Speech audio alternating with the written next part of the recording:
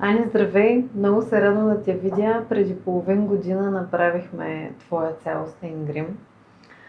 И Здравей. това обхваща и лятото. Разкажи ми как се чувстваш, откакто сме направили всичко това.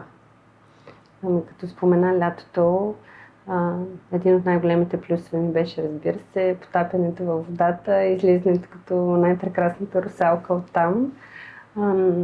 Естествено, лятото, когато е много неподходящ сезон за тежък грим, също ми беше изключително леко и приятно. Знаех, че където и да отида, каквото и да правя, винаги ще изглеждам добре. И бях на наистина прекрасно настроение. Как стигна до тази информация, че е възможно да направиш грим, който да изглежда по такъв начин цялостен, който да замести гримирането? Аз като цяло много отдавна търсех вариант да открадна време за себе си и като жена, която прекара изключително много време пред огледалото в сутрин, тръгнах в тази посока да търся дълготрайно решение. Начинът да го убедя беше дигиталният проект, който направихме двете заедно. На всичкото отгоре и направих и елементарна сметка какви инвестиции правя аз в грин продукти. И не беше никак трудно след това. В момента, в който видя това, което мислим да направим заедно с теб, беше категоричен, правим го. Просто реши кога. Тоест, след като направихме дигиталния проект, Да. ти реши да го споделиш с твоя мъж. Да, и с дъщеря ми. И с дъщеря ти, Да. като едно момиче. Супер. И как реагираха всъщност те? И т.е. С какво помогна реално дигиталния проект за това да бъдеш по-добре информирана и съответно близките ти? Наистина, първо помогна страшно много и на мен самата, тъй като не можех да си представя и аз как бих могла да изглеждам. Да, виждала съм гримирани и перманентно гримирани хора, но съвсем друго е, когато наистина решиш да направиш това нещо в дългосрочен план за себе си. След като го видях и го обсъдихме с теб допълнително и им го показах, първо дъщеря ми беше, това не е възможно да се постигне, това е просто е фотошоп, това няма как да стане, не мога да си представя, че наистина ще си така всяка сутрин и не само сутрин. Мъжът ми беше той малко вау, наистина ли е възможно? Просто правим го. Наистина много ми помогна, още повече, че и цветовата палитра, която изготвих предварително, това какви цветове биха ми отивали на мене и това, което обсъдихме, какъв тип грим правя сутрин за себе си. Реално видяха, че това, което аз правя всяка сутрин, ще го имам на себе си. И бяха много, много щастливи, че наистина ще го направя.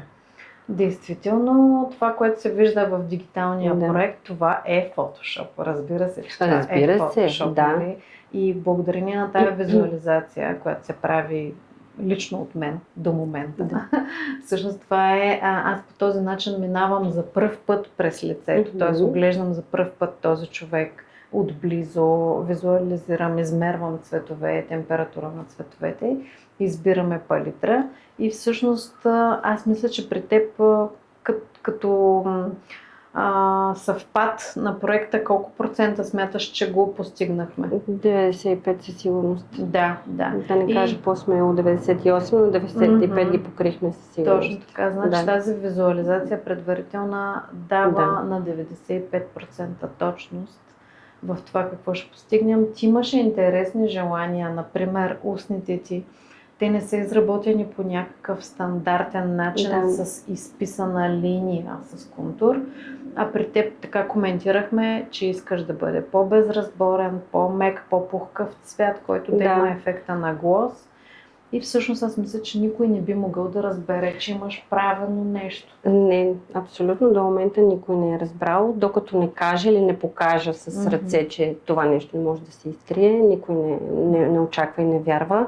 На мен устните ми не са с контур, така или иначе сами по себе си, затова предпочетах да не ги очертаваме, да изглеждат изкуствено. А просто сложихме един цвят и една естествена свежест, бих казала, в тях, защото преди това бях изключително бледи. А сега наистина са сладички. Да.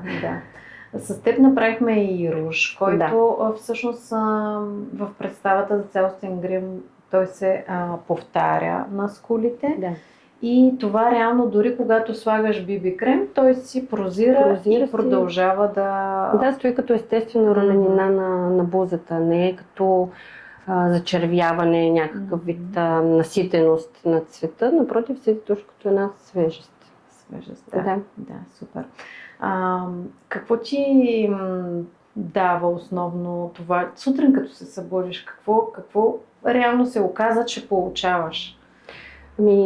Това, което най-много мен лично ме радва, е начинът, по който се поглеждам сутрин в огледалото.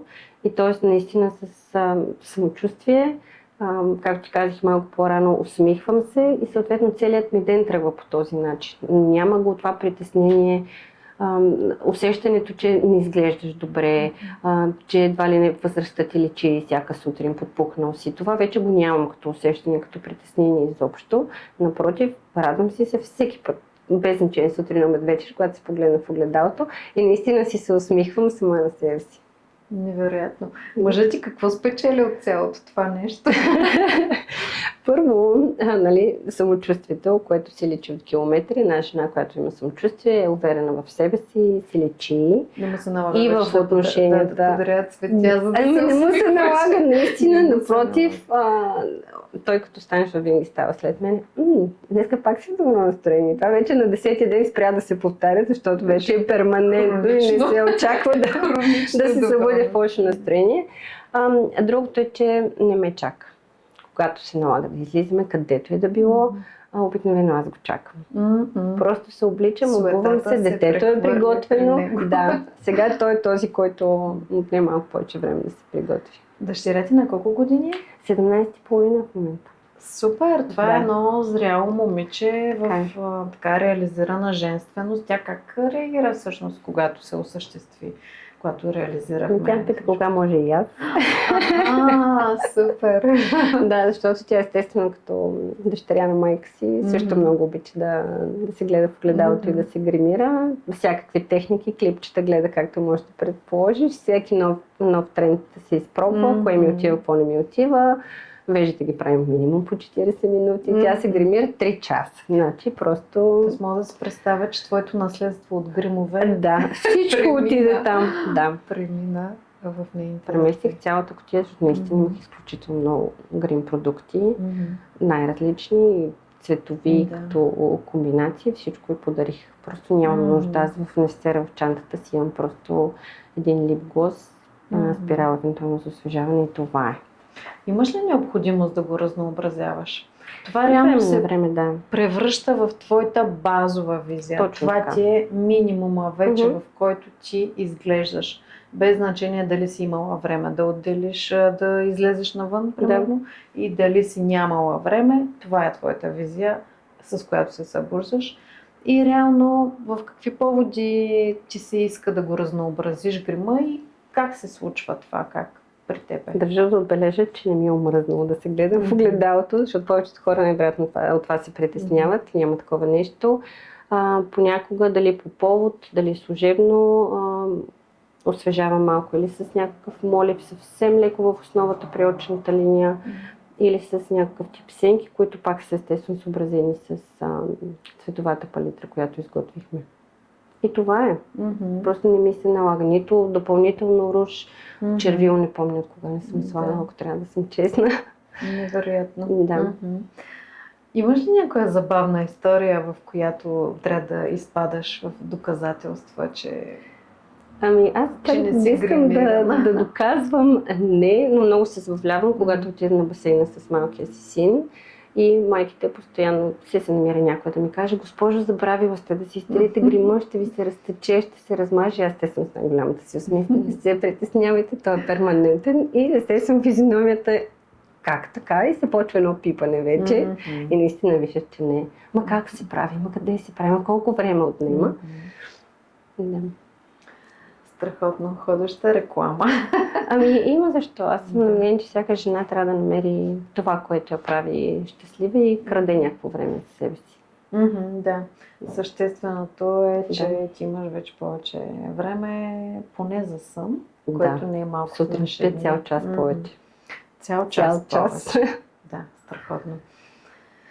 Имаш ли нещо, което така ти хрумва, че искаш да споделиш? Как се чувстваше в първите дни, например, след възстановяването? По време на възстановяването? Честно казано, очаквах страшно много болка. Въпреки че го бяхме изкоментирали, че няма да има, но все пак, нали, правил съм доста татуировки по себе си, имам представа от възстановителен процес.